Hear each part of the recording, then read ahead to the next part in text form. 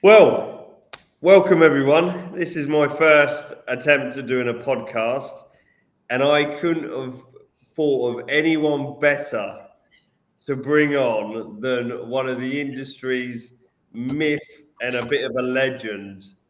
Um, and I just wanted to get him on just to see who is Mark Wille. Who is the man? Who is this guy that knows everyone?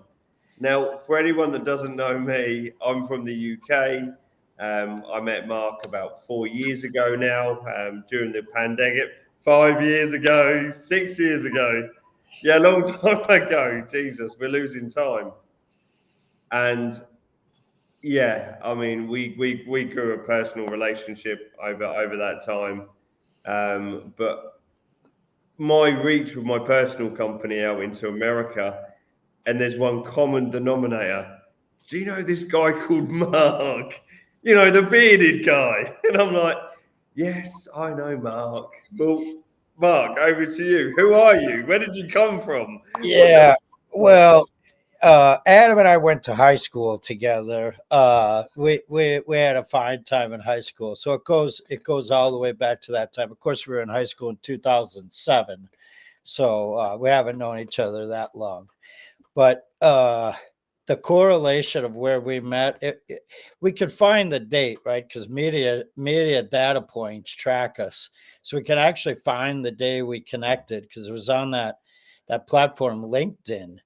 And shortly after that, I got my old gold pen, right, with the stag on it, and that solidified. This is one of one. No one else has these. I'm the only one with the gold pen. So uh, I'm a fan of yours, Adam. I'm a friend of yours, and I'm a like you have spent too much time in many facets of construction, right? It's like where do you begin with where that happened? Like it's just been all my life, all the time. But what in the construction industry? What is your background? Who are like? Were you a plumber? Were you an electrician? Where is your background? Well, like any construction professional, you say, I've done everything, right? And I could do it all better than you, and I did it all my way. No, I was fortunate as a kid. I learned in our own household, from having a wood shop in our household, from being 2 blocks from a lumber yard that my pops ran. I grew up around wood, and so that allowed me to do it from the inside of buildings with cabinetry, and all that stuff, to the outside of buildings, from the rough stage of carpentry to every finish point. We're putting together decks and tearing down barns when I was really too old to even hold the tools I was grabbing. Probably shouldn't have. Yeah, probably shouldn't have done. Probably shouldn't have. Uh, when you start in a shop, you learn that, what does everyone tell you, right? It's not a toy, right? You got to be careful. This thing is dangerous. And then you learn that by hurting almost everything around you and yourself, uh, covering up those blood stains, changing your shirt before people see you.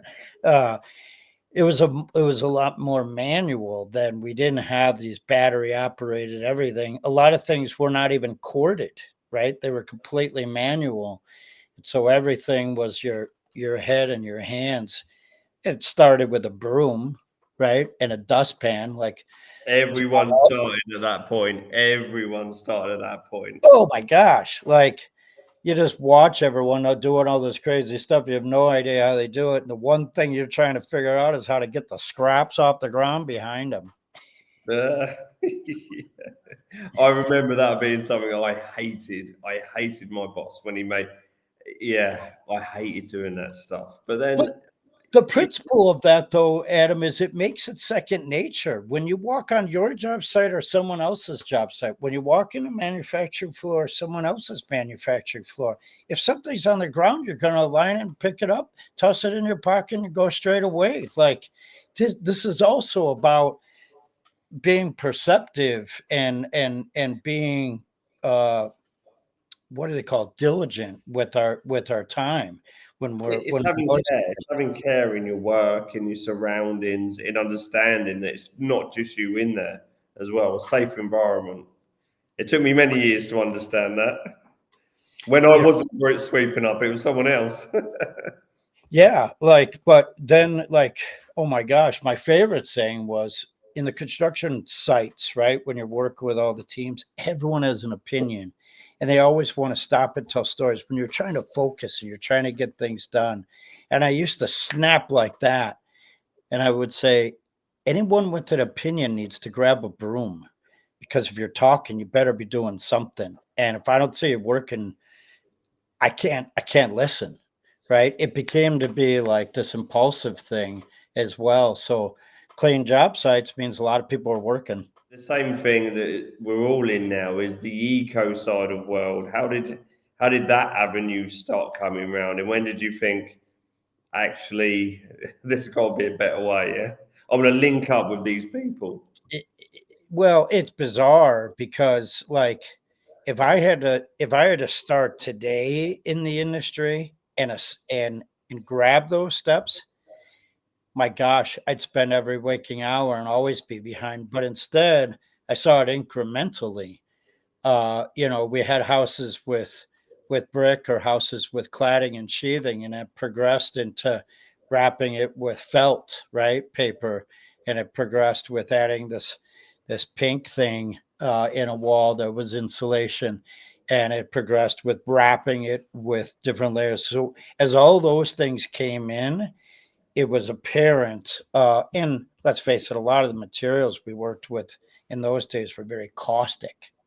So that whole grain thing was establishing a lot of points of interest of where is it made, how is it made, is it local, and then later on that got into that weatherization and efficiency. So really it was the developmental side of seeing the needs and the call outs from the pros in the industry, as well as what manufacturers cooked up in solution points and brought to manufacturers, because I was plugged in on both sides of those realms all the time.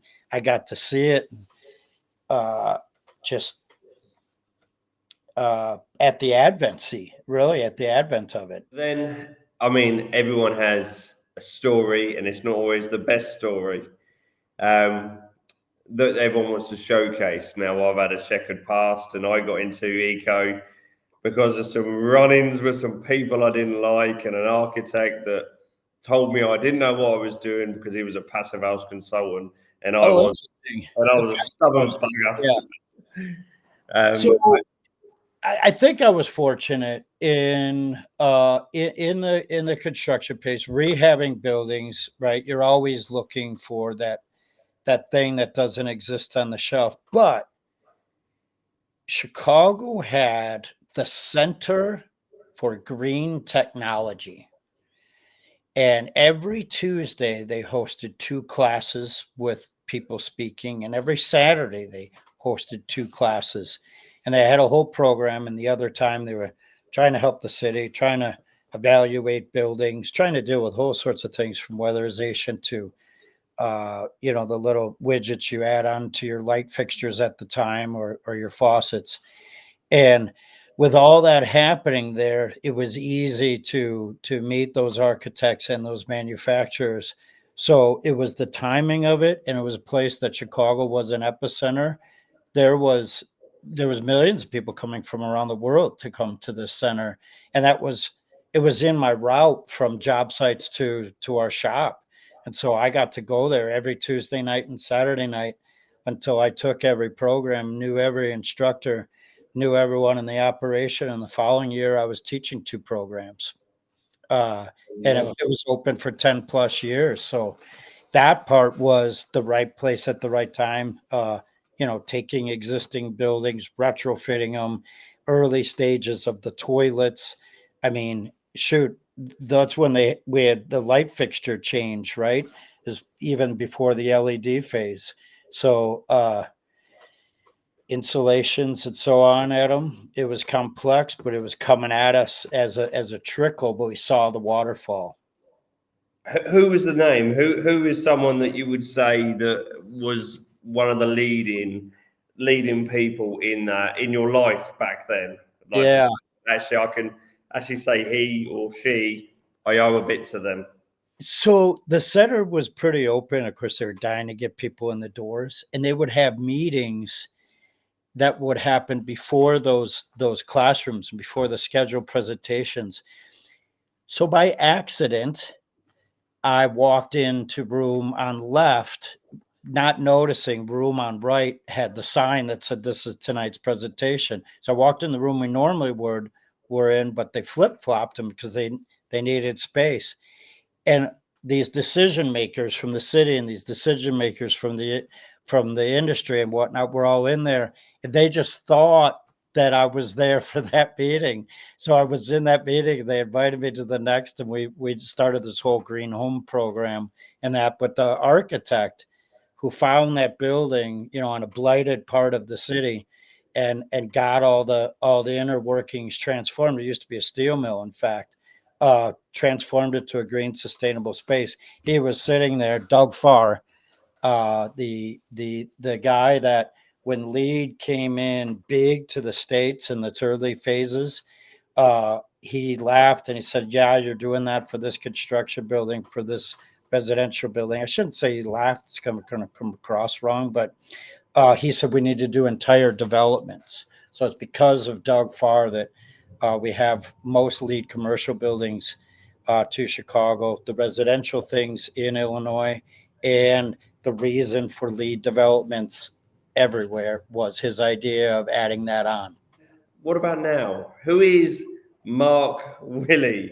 What do you do? Where do you work? Because I see you everywhere at the minute, all around the states. What do you? Apart from talk to everyone, I don't even know how you. There must be like 10 of you. You must have loads of brothers and. Well, thanks to some friends, sometimes there is like 10 of me, right? And I'm surrounded by a lot of friends. I work with the Build Show out of Austin, Texas, and on a variety of things. It's a small group that does a lot to get messaging out. So I might work on some days for the whole creative process, Adam, of understanding uh, uh, projects that are out there in the marketplace, the materials and methods that are being used on those projects, and the people that make that happen and why that example is important. And then I pick apart all those different things and kind of recraft it into how that works for others to learn from. So using what I learned from my mentors to also make sure other people get that megaphone. So mostly the creative thing, as well as understanding what the marketplace needs, how the manufacturers can talk to each people. And it's those little voices. It's the people that I meet at local symposiums, at regional events, at lumber yards, at job sites, and at big stages. Keeping up with that pulse, connecting those people together, and making sure that Adam meets Aaron, that Aaron follows up with Sean, and that all of us are sharing those little morsels uh, that we've remembered from someone like Stephen Basic, or got passed to us from a Peter Yost. I bring it in, find the right voice to get it back out, rinse and repeat. We have so much to do. You're just the man who connects everyone to everyone. I mean, everyone probably already knows, but you've done so much for me in America already. I mean, I know, but it's not even America. From America to Canada, there's this whole big network you've introduced me to. Um, and do you know what? I actually think what I love more is first and foremost, it's all been about making friends and understanding construction rather than just sales pitching. That's what I love about you, the group that you're in, we're in. You see on Instagram, everyone will share everyone's posts and make sure everyone's there. I mean, at the minute, Sean saying the more and Aaron, they're on a whale of a time. I made them characters, and it's just amazing. It's an amazing group of people. The big man. These characters are amazing. I gotta. What do I? Well, before you skip through that, I wanted to make sure we come across this before we sign out on the book. Now, the book for children. Why, and where, and what's it about? Tell us.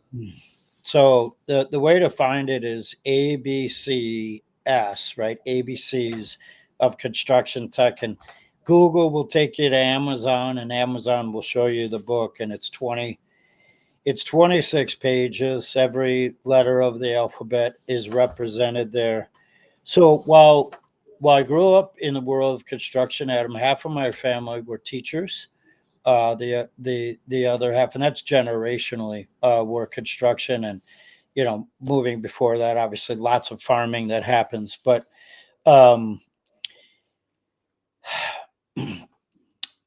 I had lots of conversations all the time about what was going on in the lumberyard, what was going on in the town. That the town got built up, a couple thousand people to a couple 100,000 people, and seeing those transformations was always a teaching moment.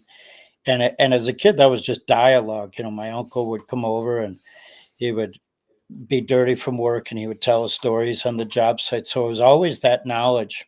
And I got to over life see the collapse of great programs that we have in the States, like shop class and whatnot, where as kids grow up, they get to hear about this, but they don't really find out about most of that stuff. Maybe junior high, which would be someone at the age of maybe 11 to 13, right? That's really late. That's really right. It's not fair. It's too late. And then, children's books are great and all, but a lot of times they really, for kids with sensory issues, they're a little bit overwhelming with these colors, and everything's all figured out for them. There's no creativeness. And so I thought, stick with the easiest things. We know that kids like to tell their own stories, be creative and imaginative when given the opportunity. And we also know that structure works really well for our mind and our learning.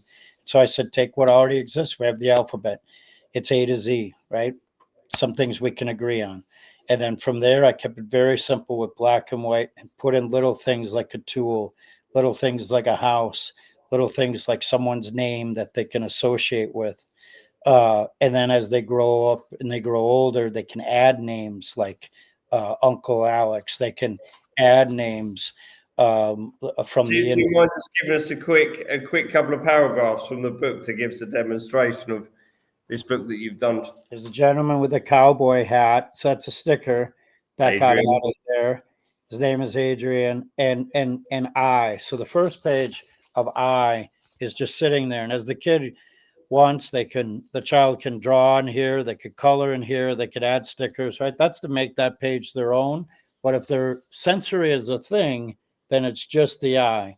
Then right here it says I is for, and you might say I is for icon, right? Or I is for intelligent. You might choose a word that works right there. Then I'll read you a paragraph that says I is for install. We install parts and pieces following directions. Actually, I didn't even read that right. Following instructions. That's what it said. Following instructions, and I said directions. Yeah. I is for insulate. Insulation keeps us comfortable, right? So agreeable, easy to read. I is for I-beam. An I-beam is a structure to hold things up. It's part of the structure.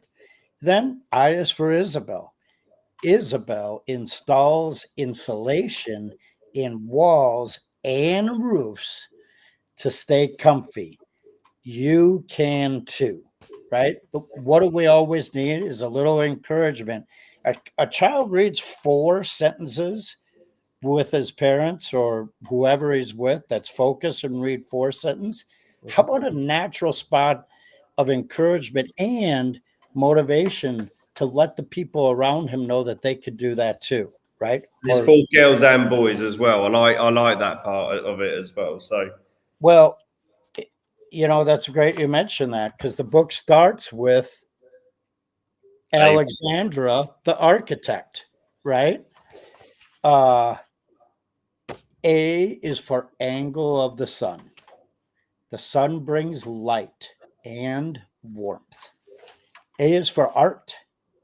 Art is the color and design of your house. A is for architecture.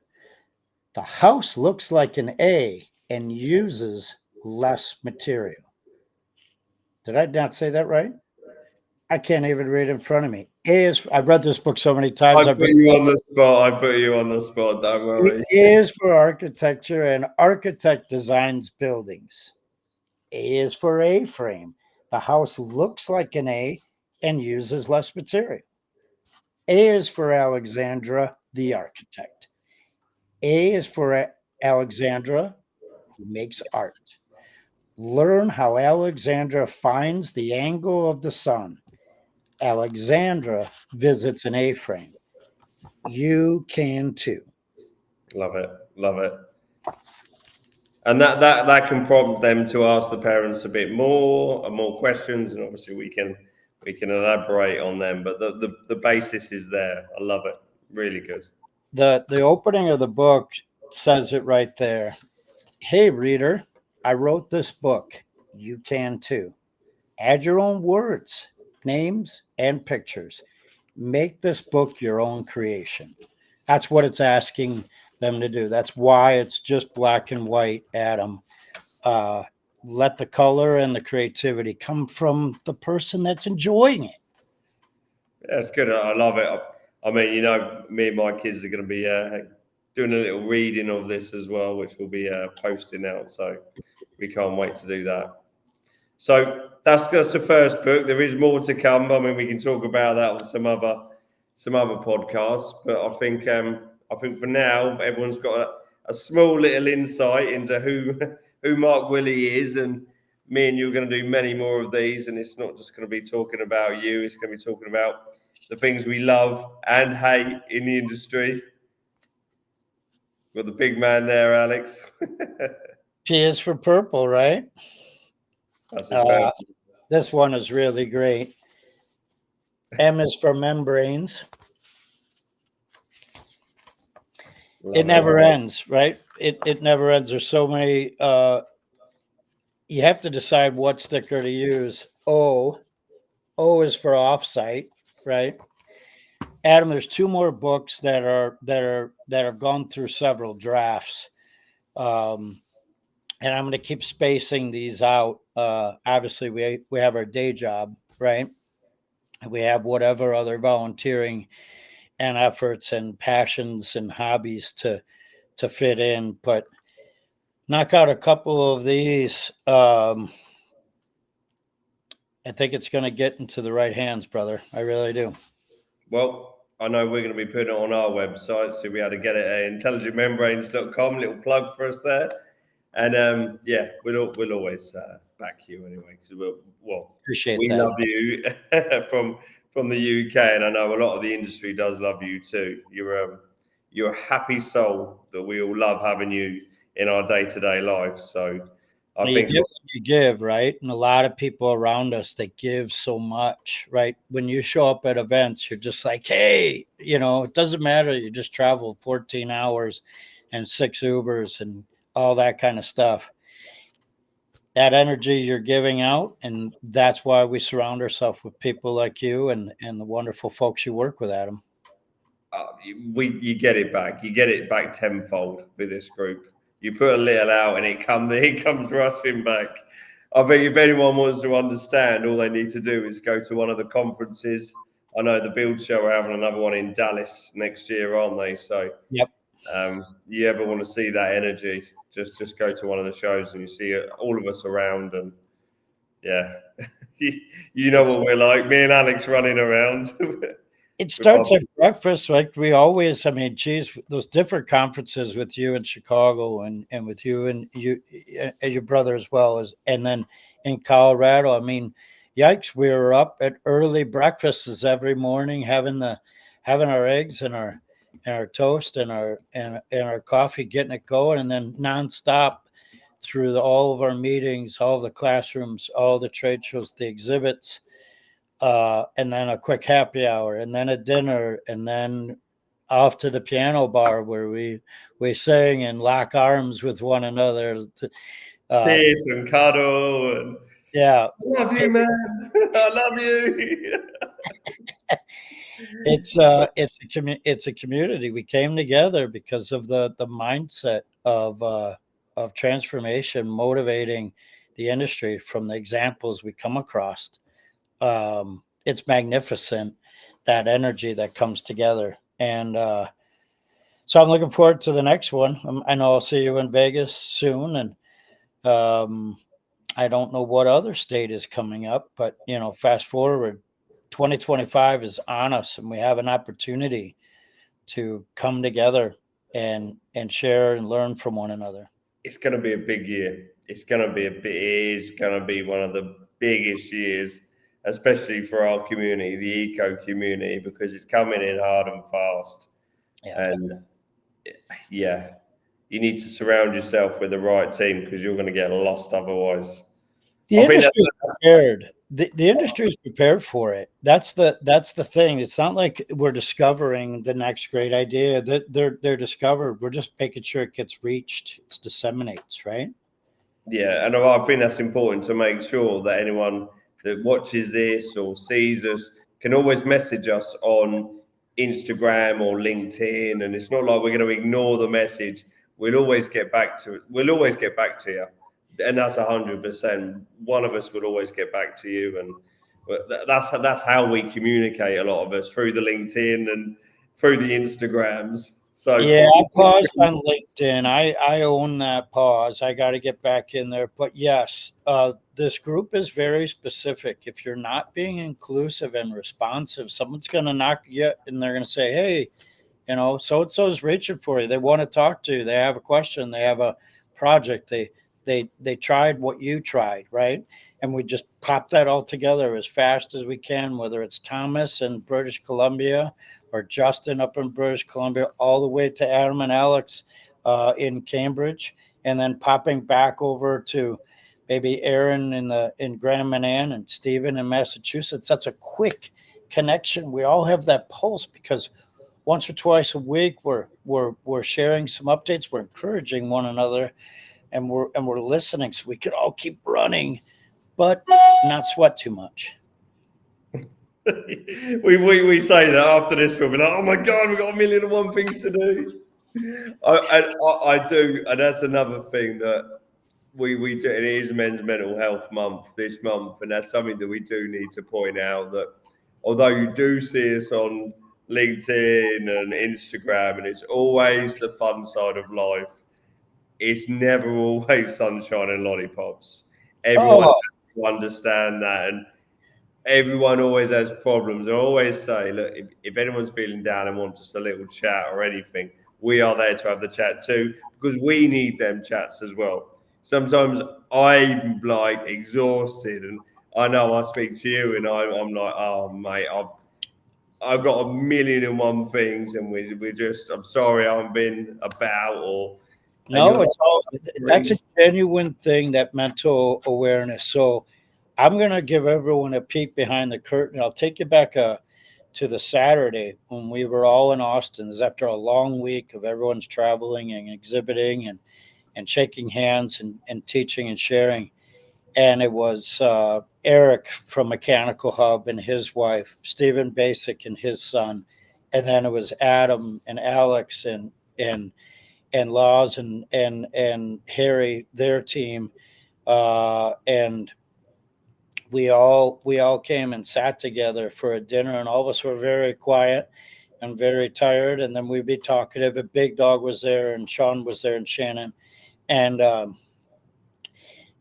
we all acknowledge that we're wiped, and we all acknowledge that, oh man, I got this message and I got to get back on that. And oh, hey, this is something exciting I heard on social. We're doing that little stuff. We're doing that little check in. And there's a lot of silent acknowledgments at that table, right? Because you're breaking bread together and you're doing that. So everyone is doing those little nods of, I see you, right? I got you. I acknowledge you.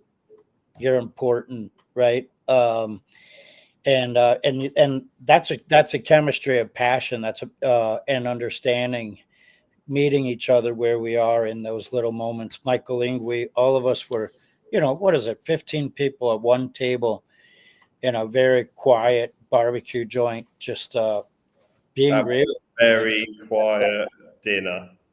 That was very quiet. I had a broken toe at that point as well, which I hadn't let on. I had a horse stamp on my foot before I flew out to America. So I was in agony, absolute agony. Yeah, and we made it through. We did, because about 3 hours later, we were all in a bar with cowboy hats on. We had Big Dog there with cowboy. We had Sean, everyone, all cowboy hats on. And Yeah, the crew from Source 2050 from B Public, we were out on 6th Street and Cy and whatnot. It was wonderful, Adam. I thank you for this podcast. I can't wait to see the media clips, and I can't wait till our next hangout. Let's do this more often. mate, it's going to be coming, and you're more than welcome. Mark Wille, everyone, the man, the myth, the legend. We'll see you later, everyone.